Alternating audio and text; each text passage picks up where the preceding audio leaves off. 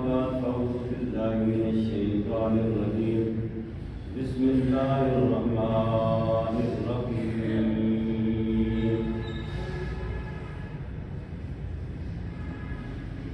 صراط الذين أنعمت عليهم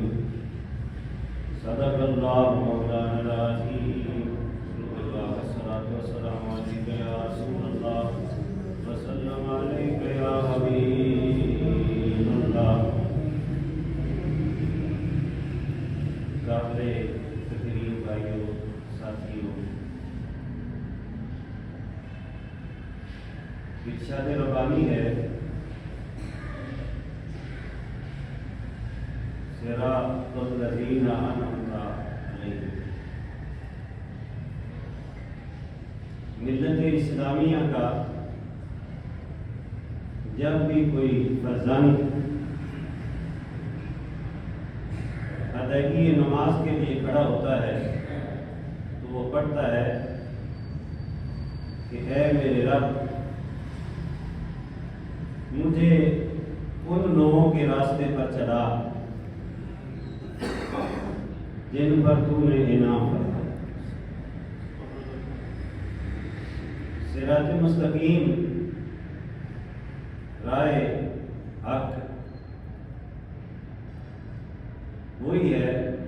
جن پر تو نے انعام کیا۔ تو قرآن حکیم نے ایک اور مقام پہ ارشاد فرمایا کہ انعام یافتہ سے یہ طبقات جو ہیں آزاد رکھتے ہیں نبی، صدیق، شہید اور صالحین۔ تو در حقیقت نماز میں بندہ اللہ وحدہ لا شریک سے یہ دعا کرتا ہے، التجا کرتا ہے، استدعا کرتا ہے کہ مالک میری نیت بھی درست ہے، سمت بھی بیت اللہ شریف کی طرف ہے، اور میں صراط مستقیم پہ چلنا چاہتا ہوں۔ اور پھر اس میں اللہ رب العالمین نے ہر نمازی کے لیے یہ رکھ دیا کہ یہ بھی دعا کرو کہ اللہ مجھے انعام یافتہ جو لوگ ہیں، آپ کہہ سکتے ہیں جن پہ تیرا احسان یا جنہیں تو نے عزتیں عطا فرمائی دنیا اور آخرت کی، ان کی راہ پہ چلنے کی توفیق۔ اور اس کا منظر جو ہے گزشتہ جمعے پر میں نے عرض کیا تھا کہ یہ کتنے لوگ اخلاص والے تھے کہ اگر ان کو اللہ نے جنتی ہونے کی اسناد عطا کی ہیں، فضیلتیں عطا کی ہیں، تقدس عطا کیا ہے، درجات عطا کیے ہیں، تو ان کی شانوں کا تذکرہ ہم ان الفاظ میں کر سکتے ہیں کہ نماز میں کھڑے ہو کے نمازی کہہ رہا ہے کہ عرش والے مجھے انعام یافتہ لوگ جو ہیں ان کی راہ پہ چلنے کی توفیق۔ اور اگر آپ سادہ الفاظ میں سمجھنا چاہیں تو نماز کے اندر بندہ دعا کرتا ہے، جس طرح سے ایک طالب علم ہے وہ قرآن حکیم اپنے استاد سے پڑھ رہا ہے اور اس میں ذہین کوئی شاگرد ہے جو سبق جلدی یاد کر لیتا ہے، تو استاد اسے پڑھاتے ہوئے کہتے ہیں کہ جس طرح سے یہ قرآن کریم کے تلفظ اور قرآن حکیم کی تلاوت کر رہا ہے اچھے انداز میں، اسی طرح تو گویا اللہ وحدہ لا شریک نے فرمایا کہ میرے نبی کے ارد گرد رہنے والے، میرے نبی کے جانثار ساتھی جو ہیں، جس طرح انہوں نے دین کے لیے محنت کی ہے، کوشش کی ہے، ہمت کی ہے، اور جس طرح سے انہوں نے اللہ کو راضی کیا ہے، اسی طرح آپ لوگ بھی ان کی تکلیف۔ تو میں اس کو یوں سمجھتا ہوں سمجھانے کی غرض سے کہ اللہ فرما رہے ہیں میرے بندو، یہ عزتیں اللہ نے ان کو عطا کی۔ آل رسول پاک صلی اللہ علیہ وسلم خاندان رسول ہے، ان کو عزازات جو ملے ہیں وہ ان کی شان ہے، اور جو اصحاب رسول صلی اللہ علیہ وسلم کو رحمت دو عالم صلی اللہ علیہ وسلم کی زبان نبوت سے عطا ملے ہیں، یہ در حقیقت زمین پہ مصطفیٰ بانٹ رہے تھے، لیکن عرش سے اللہ کے پیغام آ رہے تھے، شان اللہ نے اللہ تو، لیکن یہ خدمت بھی بڑی تھی۔ تو دیکھیں اگر زمین پہ سیدنا حضرت ابو بکر صدیق رضی اللہ تعالیٰ عنہ نے مکی زندگی میں حضور کے ساتھ رہے، مدنی زندگی میں نبی رحمت صلی اللہ علیہ وسلم کے شانہ بشانہ کھڑے، غزوات میں دیکھیں نبی رحمت صلی اللہ علیہ وسلم کے ساتھ کھڑے ہیں، اگر ہجرت کی شب دیکھیں تو مصطفیٰ صلی اللہ علیہ وسلم کے ساتھ کھڑے ہیں۔ اسی لیے کتب حدیث میں آتا ہے میرے نبی کریم صلی اللہ علیہ وسلم نے، میرے اور آپ کے آقا کریم صلی اللہ علیہ وسلم نے فرمایا کہ لوگوں یاد رکھو ابو بکر جو ہے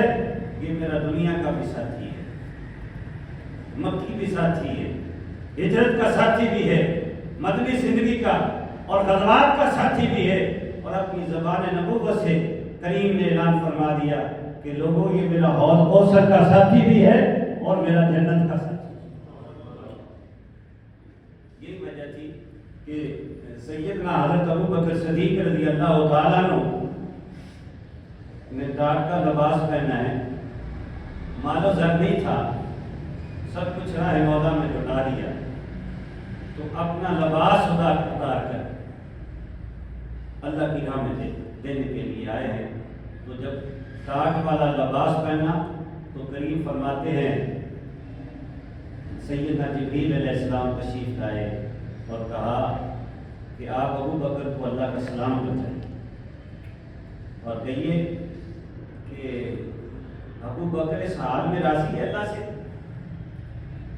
تو سیدنا حضرت ابو بکر صدیق رضی اللہ تعالیٰ سے حضور نے ضیافت فرمایا کہ ابو بکر اس حال میں اللہ پر راضی ہو، تندرستی بھی ہو، پریشانی بھی ہو، معاملات بھی ایسے ہو، لیکن ابو بکر صدیق نے امت کو سبق دیا، اہل ایمان کو درس دے کہ کیا زبان سے نکلا ہے، فرمانے لگے الحمدللہ کل حال، اللہ ہر حال میں ابو بکر شکر گزار ہے کہ اللہ نے مجھے دولت ایمان سے سرفراز کیا ہے۔ تو حضور نے سیدنا جبریل علیہ السلام سے پوچھا جو 1 لاکھ اور کئی ہزار انبیاء کے پاس وہی لے کے آنے والا ہے کہ جبریل امین آج تمہیں ٹاٹ کا لباس پہنا ہوا ہے۔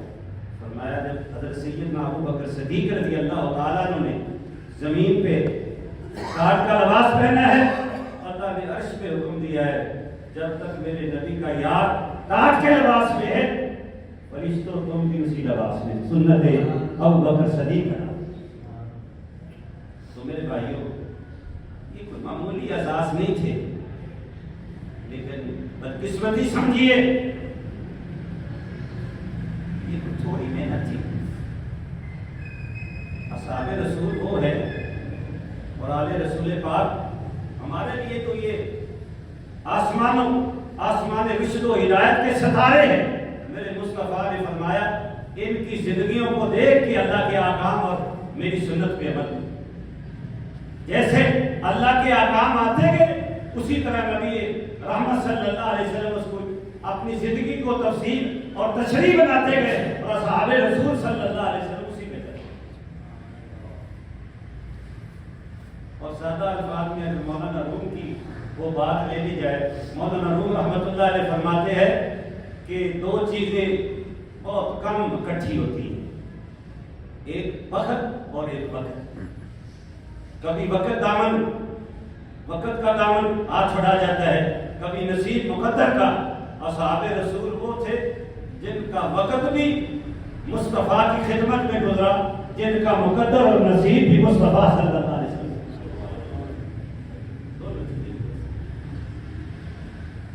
کہتے ہیں کہ سیدنا حضرت ابو بکر صدیق رضی اللہ تعالیٰ عنہ ایک دن بیٹھے ہیں، وہ آپ کے بیٹے بڑے تھے عبد الرحمن، یار یہ کتنے خوش نصیب لوگ ہیں جس کے والدین بھی اصحاب رسول میں شامل ہو، جس کی اولاد بھی اصحاب رسول میں شامل ہو اور خود بھی مصطفیٰ صلی اللہ علیہ وسلم کی زندگی کا ساتھی۔ تو سیدنا حضرت ابو بکر صدیق رضی اللہ تعالیٰ عنہ بلکہ ترمذی شریف میں آتا ہے، ابن ماجہ میں بھی یہ الفاظ آتے ہیں، حضرت عبداللہ بن عمر روایت کرتے ہیں کہ رسول اللہ صلی اللہ علیہ وسلم گھر اقدس سے تشریف لائے، یعنی اپنے گھر بار سے نکلے اور مسجد نبی میں آئے۔ ایک طرف حضرت سیدنا ابو بکر صدیق رضی اللہ تعالیٰ عنہ تھے اور بائیں طرف حضرت عمر بن خطاب رضی اللہ تعالیٰ عنہ۔ جب آسمان و رشد و ہدایت کے ستارے اور کچھ نصیب صحابہ نے دیکھا، قابل رشک حال دیکھا، تو آپ ان کی چہرے پہ مسکراہٹ آئی، تو حضور نے فرمایا کہ یہ قیامت کے روز بھی میرے اسی طرح ساتھی۔ تو میرے بھائیوں، آج اس محنت کی ضرورت ہے جس محنت کو نبی رحمت صلی اللہ علیہ وسلم نے لوگوں تک، دیکھیں نا، میڈیا نہیں تھا، وسائل نہیں تھے، بات پہنچنے کا رنگ نہیں تھا، کوئی طریقہ نہیں تھا، دنیا کے سنٹر میں، دنیا کی دھنی میں بیت اللہ کے پاس کھڑے ہو کے تیرے اور میرے آقا مولا صلی اللہ علیہ وسلم اعلان فرما رہے ہیں کہ لوگوں، اللہ وحدہ لا شریک ہے، اس کا کوئی شریک نہیں، اس کو اپنا معبود حقیقی ہے، وہ تم بھی معبود حقیقی مان لو، اور میں اللہ کا سچا رسول بن کے آیا ہوں۔ تو عذاب کیا تھا؟ جو شامل ہوتے گئے انہیں اللہ پاک عزتوں سے نوازتا چلا۔ ہم یہ کسی کتاب میں نہیں لکھا، یہ کسی کی زندگی کے حالات نہیں ہیں، یہ تو رب کے احکام تھے، اللہ کے احکام تھے، قرآن اتر رہا تھا اور میرے مصطفیٰ صلی اللہ علیہ وسلم اسی طرح سے لوگوں کو بتاتے جاتے تھے، اور اصحاب رسول مصطفیٰ صلی اللہ علیہ وسلم کو دیکھ کے اپنی زندگیوں کو اہل دنیا کے لیے مینارہ نور بنا۔ تو میرے بھائیوں، حضرت عبدالرحمن جو تھے نا، یہ حضور کے صحابی بھی ہیں اور سیدنا حضرت ابو بکر صدیق رضی اللہ تعالیٰ عنہ کے بیٹے، بڑے بیٹے عبدالرحمن کہنے لگے۔ بزرگوں کی باتیں یاد آتی ہیں، کبھی کبھی آپ لوگ بھی گھر میں بیٹھے ہوں گے نا، تو دل کرتا ہے آبا و اجداد کی باتیں کرنے کو۔ سیدنا حضرت عبدالرحمن رضی اللہ تعالیٰ عنہ نے کہا کہ بابا میں آپ سے گزارش کرنا چاہتا ہوں، اجازت دیں، اللہ نے ایک بچے عطا فرمائے۔ میرے رسول نے ارشاد فرمایا کہ اپنے والدین کے سامنے چلا کر گفتگو نہ کرو، ایسا کرو، والد کی عزت کرو، یہ جنت کے دروازوں میں سے ایک دروازہ ہے، ماں کے قدموں میں جنت ہے، والد کا نام لے کر نہ بلاؤ، تکریم دو، یہ درس گاہ ہے، اللہ اکبر۔ تو سیدنا حضرت عبدالرحمن آنکھوں میں آنسو لے آئے، کہنے لگے اللہ کا شکر بجا لاتا ہوں کہ میں نے مسلمہ میں ارادہ کر لیا تھا غزوہ بدر کے موقع کہ اگر میری تلوار کے نیچے میرے بابا سیدنا حضرت ابو بکر صدیق رضی اللہ تعالیٰ عنہ سے کہا، بابا اگر آپ آ جاتے، کیونکہ آپ میرے لات اور عزا کو نہیں مانتے، میرے خدا کو نہیں مانتے، ان کی مذمت کر رہے تھے، تو میں چاہتا تھا کہ آپ کا سر پر سجدہ ہو، لیکن آپ مجھے جب بھی میرے پاس آئے نا تو مجھے باپ کی محبت میں روک کہ اگر عبدالرحمن تیرا بابا اس کو تو قتل کر ڈالے گا تو اہل عرب جتنی بھی عزت پالے تجھے اہل عرب یتیم کہہ کے پکارے۔ صرف یتیمی کے داغ سے بچنے کے لیے میں نے یہ عمل نہیں کیا ہے، لیکن آج آپ کو بتا رہا ہوں کہ میں بڑا پختہ تھا لات اور عزا کو ماننے میں اس وقت جو اپنے خدا مصنوعی بنا رکھے تھے، اللہ کا شکر بجا لاتا ہوں کہ عرش والا مجھے سچا خدا بھی مل گیا اور سچا رسول بھی مل گیا اور دین اسلام میں آنا مجھے نصیب ہوا۔ یہ کوئی معمولی نعمت تھی دین اسلام کی۔ کہنے لگے اب میں ہمہ وقت اللہ کا شکر ادا کرتا ہوں کہ اللہ دین کی بدولت، دین کی برکت سے انہیں مجھے یہ عطا کیا۔ تو فرماتے ہیں تو حضرت عبدالرحمن بیٹا بھی صالح ہو اور عبدالرحمن کی تقلید کرنے والا ہو، سر نیچے کی ہوگا، اور آپ نے فرمایا کہ اے بیٹا اگر آپ نے تو لات و عزا کے ساتھ تعلق کو برقرار رکھنے کے لیے یہ عمل کرنا تھا، لیکن مجھے اس رب ذوالجلال کی قسم جس کے قبضہ قدرت میں محمد کی جان ہے صلی اللہ علیہ وسلم، میرے آقا صلی اللہ علیہ وسلم کو اللہ نے مبعوث فرمایا، اور حضرت ابوبکر صدیق رضی اللہ تعالیٰ فرمایا جو ذات کی قسم جس کے قبضے میں ابو بکر کی جان ہے، اگر تو میری تلوار کے نیچے ایک مرتبہ بھی آتا تو میں کبھی یہ نہ کہہ کے چھوڑتا کہ تو میرا بیٹا ہے، دشمن اسلام سمجھ کر تیرا ساتھ جو ہے تن سے جدا کرنا اپنے لیے میں آزاد ہوں۔ تو میرے بھائیوں، سیدنا ابو بکر صدیق رضی اللہ تعالیٰ عنہ کی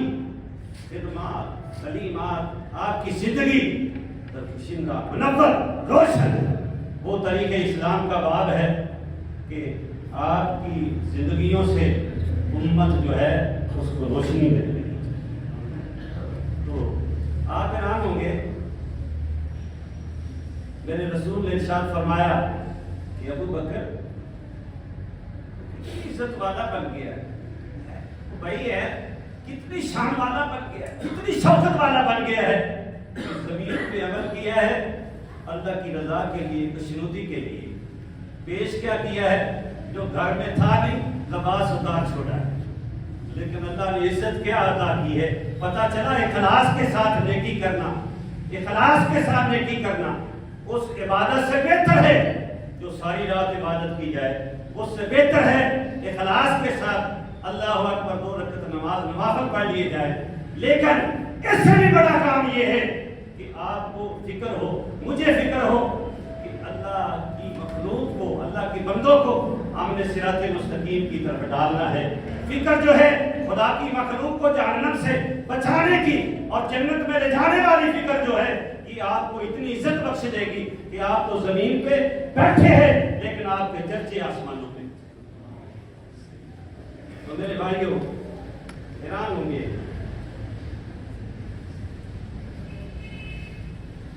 امام ترمذی نے عبداللہ بن عمر سے نقل کر، کتنے مقدس لوگ تلاش کرتے تھے، ڈھونڈتے تھے، لیکن یہ یاد رکھو آل رسول پاک صلی اللہ علیہ وسلم کو جو عزازات نصیب ہے ان کے حصے کی اللہ نے دیے ہیں اور اللہ نے عطا کیے ہیں، عطا اللہ کی ہے اور ملے ان کو، لیکن اصحاب رسول صلی اللہ علیہ وسلم جو ہے یہ آسمان رشد و ہدایت کے ستارے ہیں، اور خلفائے راشدین جو ہے اللہ اکبر ان کی راہوں پہ چلنے والا تو خدا کو بہت ہی مقبول اور مکرم لگتا ہے جب یہ اللہ کے بندے۔ اگر آپ نے قرب الہی اور معرفت الہی پانی ہے تو تعلیمات سیدنا حضرت ابو بکر صدیق رضی اللہ تعالیٰ عنہ۔ دیکھیں یہ تو غور فرمانا کہ اگر رات کا وقت، رات کی گھڑی ہے، سیدنا حضرت ابو بکر صدیق رضی اللہ تعالیٰ عنہ آپ کے دروازے کی جانب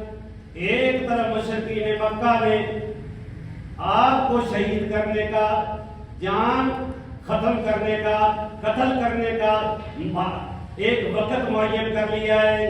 سارے لوگ قبیلوں کے اکٹھے ہو گئے ہیں، ایک طرف اللہ وحدہ لا شریک ہے، اللہ فرماتے ہیں میں جسے زندگی دوں اسے کوئی موت دے سکتا نہیں، زندگی اور موت اللہ کے ہاتھ میں، یہی وجہ ہے نا آپ اور میں بچ رہے ہیں، ہم نے تو حسد کو نہ چھوڑا، میرے رسول نے بار بار کہا حسد نہ کرے، کینہ نہ رکھے، بغض نہ رکھے، عداوت نہ رکھے، کسی کو نفرت کی نگاہ سے نہ دیکھے، میرے رسول نے تو یہاں تک ارشاد فرما دیا اگر آپ نے کسی کو حقیر سمجھ لیا تو جنت سے دور ہو جاؤ، جنت میں داخل بھی نہیں ہو سکتے۔ ہم نے گھڑے بندیوں میں ایک دوسرے، دیکھیں یہ کتابیں پہلے نہیں تھیں، صدیوں سے ہم پڑھتے آ رہے ہیں، فضائل اور مناقب صحابہ بھی پڑھتے آئے ہیں، فضائل اور مناقب اہل بیت بھی پڑھتے آئے ہیں، بشری تقاضے ہیں، کہیں قلم سے کوئی ایسی ہو گئی یا کسی نے لکھ دیا ہم تصور کر سکتے ہیں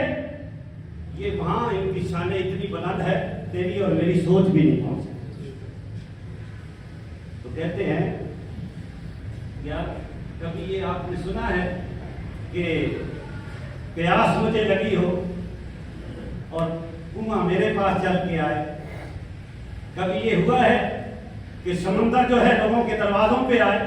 کہیں یہ ہوا ہے کہ پانی کی ضرورت ہو دریا چل کے آئے؟ رحمت دو عالم صلی اللہ علیہ وسلم کا حضرت سیدنا ابو بکر صدیق رضی اللہ تعالیٰ عنہ کے پاس جانا تو معمولی بات ہے. یہ عرش والے کا انعام تھا ابو بکر صدیق کے لیے کہ اے میرے محمد صلی اللہ علیہ وسلم، تیرا یار یہ بوڑھا اتنا اقامت دین کے لیے، غلبہ دین کے لیے اتنا تڑپ رہا ہے اور یہ پرچم توحید لیے گلی گلی پھر رہا ہے. تیرے ساتھ اس کی شان آج دنیا والوں کو معلوم ہو جائے. آج ابو بکر کے دروازے پہ مصطفیٰ صلی اللہ علیہ وسلم کا دشمن کو قتل کرنے کے لیے بیٹھا ہے، اور جب نکلے ہیں تو یہ بھی انعام دیکھے. برادران اسلام، اپنے گھر سے روانہ ہونے کے لیے، اللہ کے احکام پہ عمل کرنے کے لیے روانہ ہونے سے پہلے امیر المومنین سیدنا علی شیر خدا رضی اللہ تعالیٰ عنہ آپ نے ان کو بلایا. فرمایا علی صدیق میری ہجرت کا ساتھی ہے، مدینے جانے کا ساتھی ہے، اور محمد کے پاس مشرکین کی جو اللہ اکبر امانتیں پڑی ہیں، امین بن کر صادق بن کر تقسیم کرنے کے لیے اللہ نے آپ کو ذمہ داری سونپی ہے. یہ ڈیوٹی ادھر سے ہی لگتی ہے. ہر کس نے ابو بکر صدیق رضی اللہ تعالیٰ عنہ سے کے حوالے سے حکم ملا ہے کہ آج میرے مصطفیٰ اپنے غلام کے حوصلے کو بڑھانے کے لیے، ہمت دلانے کے لیے، ان کی شان بڑھانے کے لیے، ان کو جو اللہ میں عزت دے رہا ہوں اس عزت میں اضافہ کرنے کے لیے آپ اپنے خادم کے دروازے پہ چلے جائے اور اپنے بستر پہ مصطفیٰ، اپنے بھائی، اپنے ویر اور اللہ اکبر سیدنا علی رضی اللہ تعالیٰ عنہ. تو ہمارا حال یہ ہے، مجھے یہ بتاؤ کہ بستر نبوت پہ لیٹنا بھی بڑا تو معمولی چیز ہے؟ جہاں رسول پاک صلی اللہ علیہ وسلم لیتے ہیں، میرے رسول نے ارشاد فرمایا علی یہاں پہ لیٹ جاؤ. اور اگلی بات جو حضرت امام حسن رضی اللہ تعالیٰ عنہ کے حوالے سے آتی ہے، آپ نے جب خلافت سنبھالی تو آپ سے دریافت کیا گیا کہ آپ جب بستر پہ لیٹے تھے دشمن نے گھیرا ڈالا ہوا تھا تو نیند تو نہیں آئی. تو امام صاحب فرمایا کرتے تھے، میرے بابا نے جواب دیا، میرے مصطفیٰ نے فرمایا تھا اے علی آپ میرے بستر نبوت پہ لیٹ جائیں، صبح مشرکین مکہ کی امانتیں تقسیم کر کے ان کی چیزیں لٹا کے اکیلی فلاں بن فلاں کو وصیت کر کے اور پھر آپ نے میرے پیچھے مدینے چلے. تو مجھے یقین تھا جس نے جان لینی ہے اس نے اپنے حبیب صلی اللہ علیہ وسلم کو آگاہی دے دی ہے کہ یہ پیریڈ جو ہے، یہ زندگی اور موت کا معاملہ، یہ کوئی کسی سے نہیں لے سکتا، اللہ نے ہی لینی ہے اور وقت مقررہ پہ لینی ہے، اور اللہ نے میری زندگی کی ضمانت عطا کی. اور آپ حضور گئے ہیں حضرت ابو بکر صدیق کے دروازے پہ. برادران اسلام، یار ان کی کون سی باتیں کریں؟ جبل عہد ہے، بلکہ آپ ایرانوں کے کا پیار کتنا ہے. مجھے تو ان نادان دوستوں کی سمجھ نہیں آتی جنہوں نے اپنی زندگی کو بنانے کے لیے، آج کی زندگی کو ایک لینڈ کروزر پہ جانے کے لیے، ایک اچھا مال لینے کے لیے، ایک اچھا باغ لینے کے لیے، جو اپنی زندگی کو برباد کر. امیر المومنین کے حوالے سے ام المومنین صدیق پاک کی زندگی، یہ مومنوں کی ماں ہے، اماں ہے. حضرت عائشہ صدیقہ رضی اللہ تعالیٰ نے فرمایا کرتی تھی، میں نے ایک مرتبہ پوچھ لیا رسول اللہ صلی اللہ علیہ وسلم سے کہ جب آپ تشریف لاتے ہیں تو جب بھی میرے بابا آتے نا تو رازداری سے باتیں کرتے، حضور ام المومنین فرماتی صبح بھی آتے شام بھی آتے جب مکہ المکرمہ میں تھی، تو آپ نے فرمایا بیٹی رسول پاک صلی اللہ علیہ وسلم اقامت دین کے لیے، غلبہ دین کے لیے، اسلام کا پرچم توحید بلند کرنے کے لیے یہ جو ہدایات جاری فرماتے تھے صدیق اکبر انہیں پہ آئے۔ اور معائشہ فرماتی ہے کہ میں نے ایک مرتبہ اپنے بابے سے پوچھا، یعنی حضرت سیدنا ابو بکر صدیق رضی اللہ تعالیٰ عنہ سے، کہ جب آپ حضرت امیر المومنین مولا علی شیر خدا رضی اللہ تعالیٰ عنہ کی طرف اشارہ کیا، جب شیر خدا آتے ہیں تو آپ اکثر میں نے دیکھا ہے کہ آپ ان کی نگاہ، آپ ان کا چہرہ ہی دیکھتے رہتے ہیں، تو ابو بکر صدیق کی آنکھوں میں آنسو آتے، فرمایا یہ مقدر علی کا ہے اور زبان مصطفیٰ عطا خدا ہے۔ میرے مصطفیٰ نے اعلان فرمایا خدا کی دھرتی پہ کہ علی کا چہرہ دیکھنا بھی عبادت ہے۔ تو میں نے اس لیے میرے رسول نے فرمایا ہے، یہ جنتی سند میرے رسول نے دی ہے، اس کی سند آقا نے عطا کی ہے، آقا نے ربانی ہے، اس علی کا چہرہ دیکھنا۔ تو آپ کہہ سکتے ہیں کہ یہ لوگ منبع تھے رشت و ہدایت کا، سرچشمہ ہدایت تھے، اور آپ یہ بھی کہہ سکتے ہیں کہ تیرے اور میرے درمیان میں فلاح درائم کا اگر کوئی مؤثر ترین ذریعہ ہے تو یہی رسول پاک صلی اللہ علیہ وسلم تشریف لائے اور حضرت ابو بکر صدیق رضی اللہ تعالیٰ عنہ کا دروازہ کھٹکایا۔ تو حضرت سیدنا ابو بکر صدیق رضی اللہ تعالیٰ یہ بڑی شان والے لوگ ہیں، کہتے ہیں حدیث میں آتا ہے ایک مرتبہ جب ریاض پہ آپ تشریف لے تو جب ریاض جو تھا نا، کیا یاد کہنے تھے تیرے اور میرے آقا صلی اللہ علیہ وسلم کے، کیا شانیں ہیں تیرے اور میرے آقا صلی اللہ علیہ وسلم کی، کہ جب ریاض ہلنے لگا، جھومنے لگا، وجد کرنے لگا، تو میرے مصطفیٰ نے فرمایا اپنی پاؤں کی ایڑی مار کے فرمایا اس کو نبی صدیق شہید ہے، یہ کیا کر رہا ہے؟ ہم جا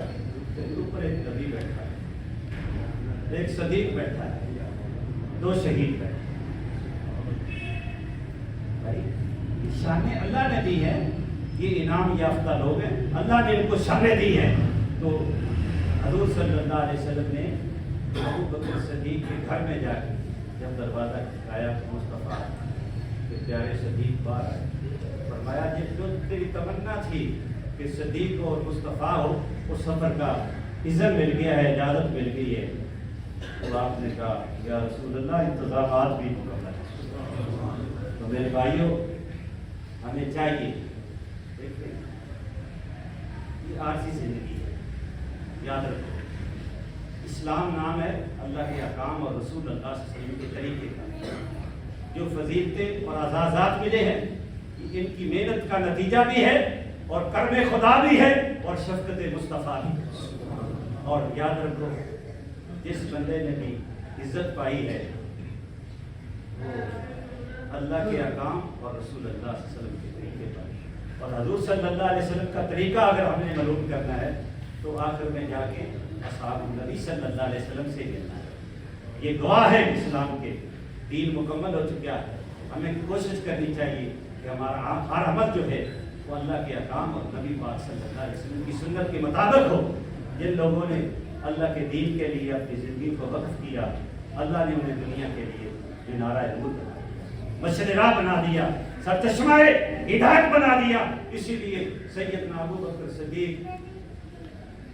کلمہ تو زمین پہ پڑھ رہے تھے، اقامت دین کی جدوجہد تو زمین پہ کر رہے تھے، ہجرت تو زمین پہ کر رہے تھے، مال راہ خدا میں تو زمین پہ دے رہے تھے، اور عرش پہ چرچے ہو رہے تھے۔ وہ دیکھو نبی کا یار جو ہے سب کچھ لوٹا کے بڑا خوش نظر آیا۔ تو میری دعا ہے اللہ آپ کو سلامت رکھے ہمیشہ ہمیشہ۔ آپ اور میں آپ سے اپیل کرتا ہوں، یہ درس میں اپنی طرف سے نہیں دے رہا ہوں، خدا را دو ہی ہمارے پاس چیزیں ہیں صراط مستقیم کے لیے، پہلے تو کتاب اللہ قرآن مجید ہے، اس سے دامن ہرگز اس سے پیچھے نہ ہٹے، کتاب اللہ کو مضبوطی سے پکڑ لے، یہ تجھے دنیا میں بھی عزت بخش دے گی، آخرت میں بھی عزت بخش دے گی۔ اور اگر قرآن کو سمجھنا ہے تو اسوہ رسول پاک صلی اللہ علیہ وسلم، تو یہ طے عمل ہے کہ قرآن اور اس کا رسول پاک یہ فلاح درائم کا ذریعہ بھی ہے اور قرب الہی کا ذریعہ بھی ہے. وآخر دعوانا الحمدللہ.